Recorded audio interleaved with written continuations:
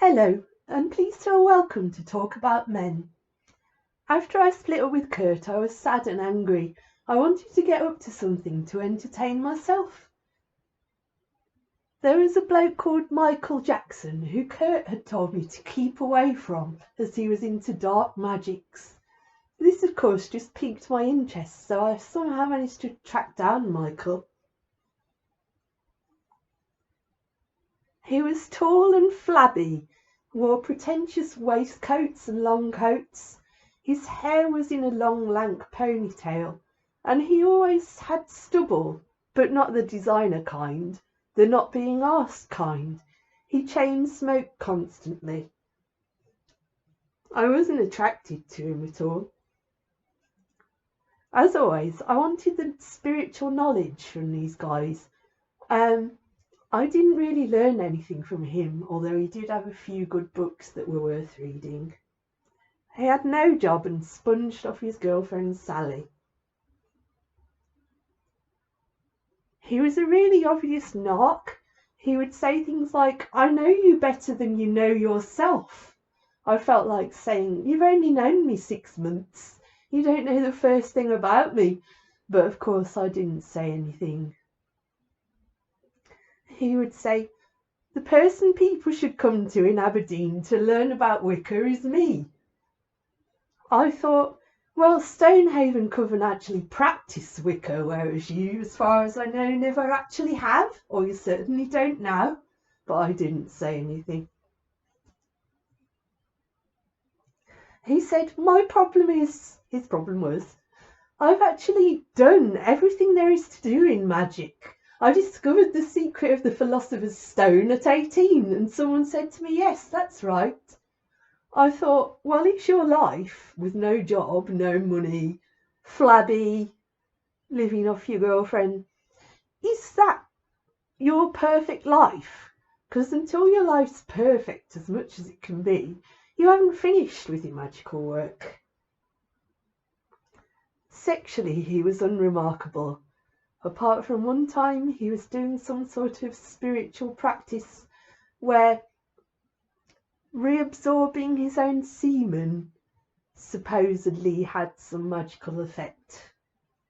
So after he orgasmed that time, sort of Precum came in a long string out of his cock like snot and just splurged in a little filibert around the room, and he lay there moaning.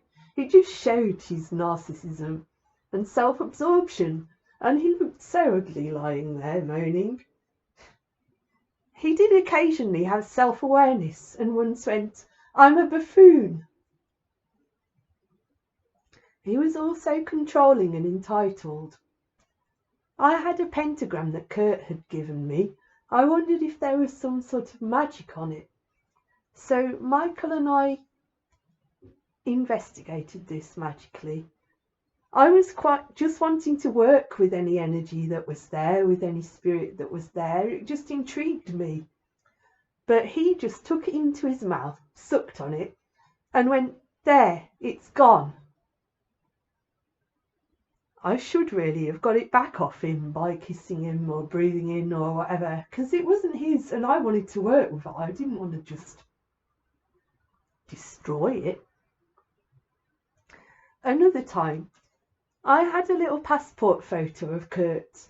We decided we were going to clairvoyantly see what Kurt was doing at the time, so we worked on that.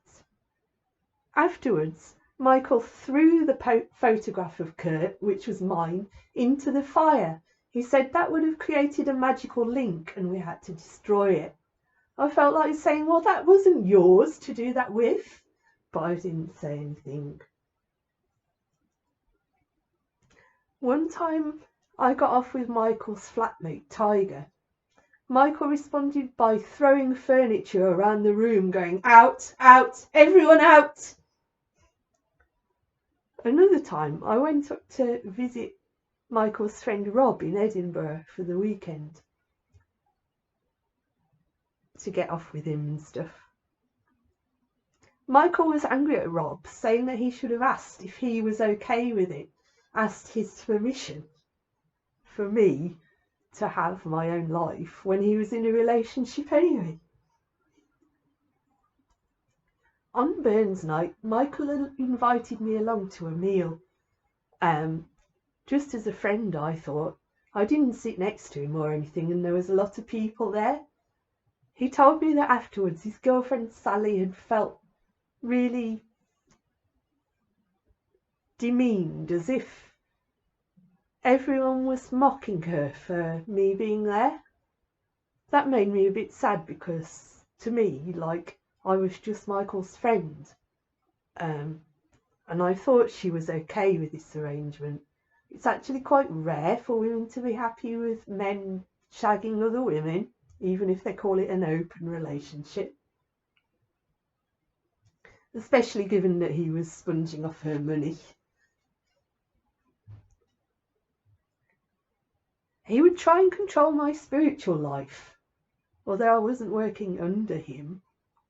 He would say, "Sorry, Kath, you're not doing enough," when unlike him I had other things to do with uni and stuff.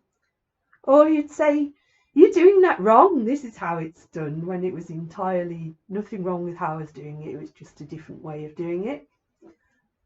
Or one time he got really up in arms, he thought I'd done something really wrong, when I hadn't at all. But instead of standing up for myself, I just hung up on him. I should really have told him how he was wrong, not that he would probably ever have been convinced that he was wrong about anything.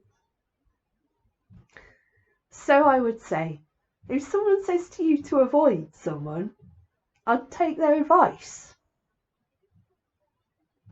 If someone throws stuff or damages your stuff, it's a really bad sign. If someone tries to control you in any way, your relationships, your spiritual life, anything, don't put up with it. I would tell such a person to fuck off. If you don't fancy or even really like someone, don't waste your time. You could meet someone else, or you could find other friends to spend your time with if you were free of this person filling up your life and your time. Or there could be other stuff you should be spending your time on, like your career or education. Anyway, thanks for listening to me talk about men. Please like, share and subscribe. If you have a story you'd like to share, you can email on the link below.